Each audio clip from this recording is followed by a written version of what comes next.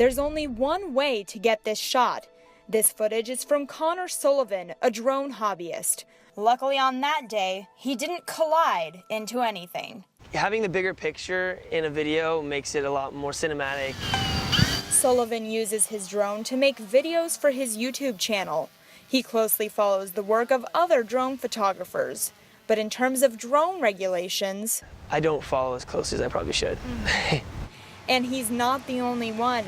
Drone users who don't follow federal regulations are giving firefighters yet another obstacle to overcome in this year's fire season. The people that are in those aircraft up there, they're in a much different position than a person that's flying a drone from the ground. The FAA expects drone hobbyists to comply with flight restrictions. This includes rules against flying near emergency situations like wildfires. CAL FIRE recently launched a PSA urging hobbyists to remember. If you fly, we can't. The campaign was launched after multiple drones forced pilots to retreat during a fire over the Cajon Freeway this summer. That whole fire probably could have been put to rest in its very early stages if those drones had not gotten in the way and stopped the aircraft from flying. You may think a drone is too small to affect a big chopper, but some drones can weigh up to 55 pounds. And for pilots flying at high speeds, these things, they're big enough that there's no question they could bring an aircraft down or certainly go through the windshield and incapacitate the pilot. With the growing popularity of drones, firefighters are concerned that the legislation won't keep up with the technology. Pilots have already reported over 650 drone sightings this year alone.